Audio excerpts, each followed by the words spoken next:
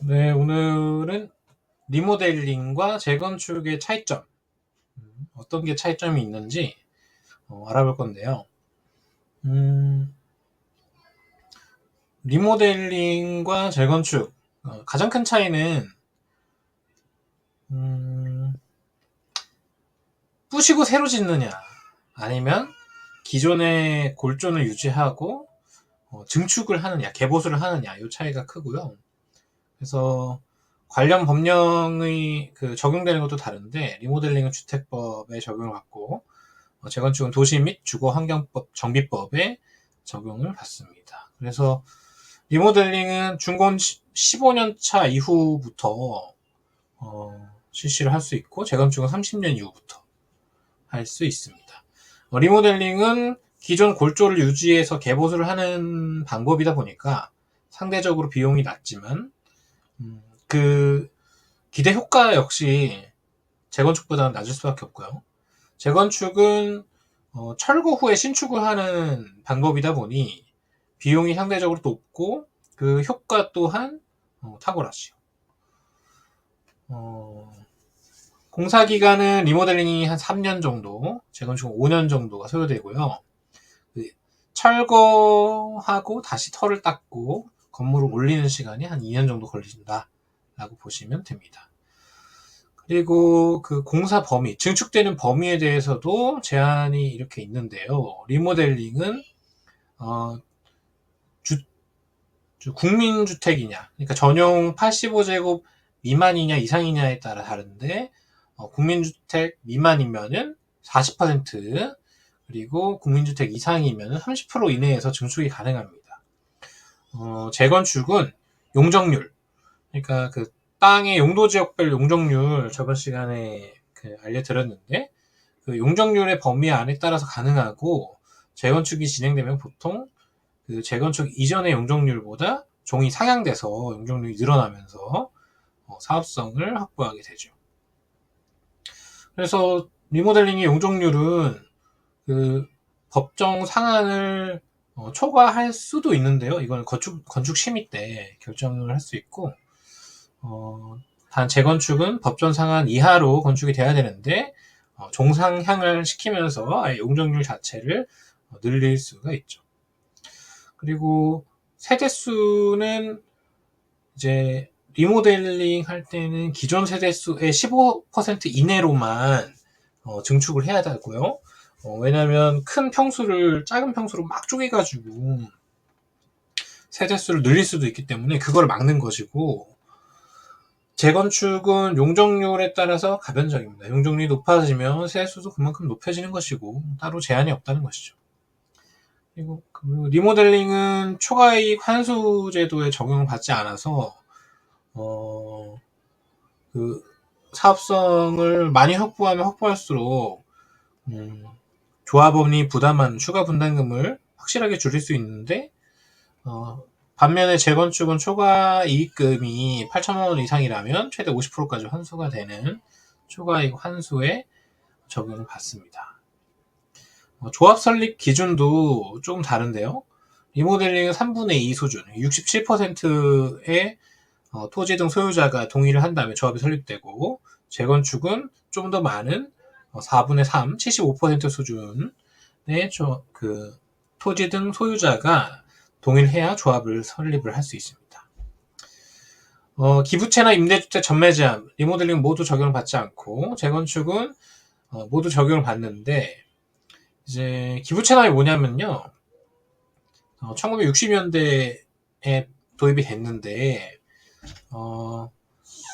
개발하는 사업자가 공공시설 등을 설치해서 이를 국가나 지방자치단체에 소유권을 무상으로 이전하는 게 기부채납입니다. 그래서 이 배경은 뭐냐면 1960년도에 이제 한양 4도성 안에 지금 서울 도심에 무분별한 개발로 너무 도시가 과밀해지면서 그 필수적으로 필요한 공공시설과 부지 등이 부족한 지경에 이른 것이죠. 예를 들면 공원도 없고 학교도 없고 문화시설을 즐길 수 있는 체육시설도 없고, 그렇기 때문에 너무 난개발이다.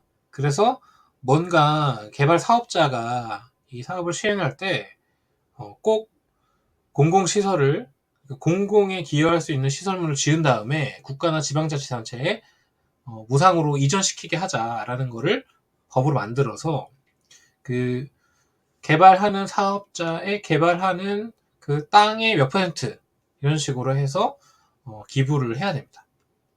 그래서 예를 들면 뭐 이런 식이에요. 삼종주거 지역인 땅이 그 허용 영중률이 만약에 230%라고 하면 여기에서 기부 체납을 10% 줬을 때 그 10%에 10%를 기부 체납하면 토지의 10%를 기부 체납하면 약 26% 용적률을 인센티브를 주는 거예요.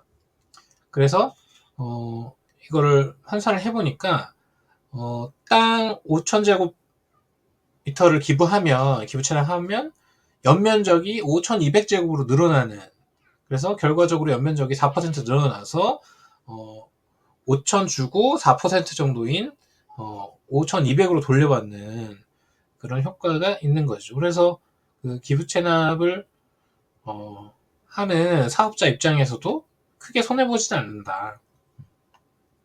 그래서 여러분께서 만약에 그 새로 지어진 빌딩, 그러니까 원래는 엄청 낮은 건물이었는데 고층 건물로 지어진 빌딩 같은 데 가보시면 그 옆에 작은 땅, 그렇게 넓지 않은 땅이에요. 땅인데 공원처럼 조성을 해놓고 뭐 그 조형물도 갖다 놓고 뭐 조각상도 갖다 놓고 이러면서 거기에 뭐 비석 조그맣게 갖다 놔서 이 건물 지으면서 뭐 기부 체납했다 이런 식으로 써 있는 지역들이 조금씩 보이실 거예요. 지나다니시다가 확인해 보시면 재밌습니다. 그래서 그런 식으로 기부 체납이 이루어진다 요즘에는. 이렇게 넘어가시면 되고요. 임대주택이랑 전매 제한은 다들 아시겠지만 그 재건축할 때는 지자체가 고시한 비율 그리고 최종적으로 늘어난 전체 세대수의 10%를 임대주택으로 지어야만 합니다. 그래서 초기에는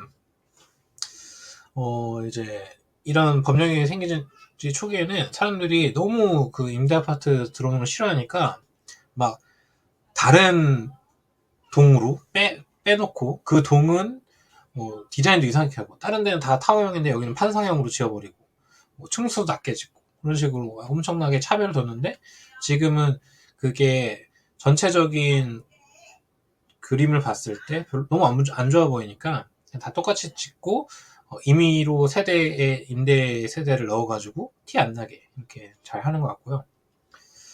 전매 제한도 적용을 받아가지고 규제 지역 안에서 재건축이 진행이 된다면 그 전매 제한 적용을 받는다. 그리고 리모델링 사업을 보여드리면 여기는 당산의 쌍용예가라는 아파트인데 수직 증축을 했어요. 그래서 기존의 아파트에서 위로 층을 올려가지고 세대수를 증가시킨 아파트이고 이거는 개포동에 있는 개포 우성인데 수평 증축을 했습니다. 수평 증축은 위로 올라가는 게 아니라 옆으로만 늘어나는 거고 여기는 특이하게도 세대수 증가되는 거 없이 기존 세대원 사람들이 더 쾌적한 환경에서 거주를 하기 위해서 리모델링을 진행한 것이죠. 그래서 이 화면과 이 화면을 보시면 딱 한눈에 보셔도 옆으로 뭔가 좀 뚱뚱해진 모습이죠. 그래서 평수가 전체적으로 넓어지는 효과를 얻는 것이고 여기까지가 리모델링이었다면 이제는 재건축입니다. 여기는 둔촌주공 시절의 모습이에요. 둔촌주공이 지금의 올림픽파크 포레온으로 재건축이 되었는데 둔촌주공 시절만 하더라도 엘리베이터가 없는 5층 건물이었다. 이런 5층 건물 단지들이 쫙 있었거든요. 근데 이게 이렇게 천지개벽을 했죠. 그래서 리모델링은 이렇게 보시는 것처럼 단지 하나가 좀 소규모로 있을 때 많이 추진이 되고요. 재건축은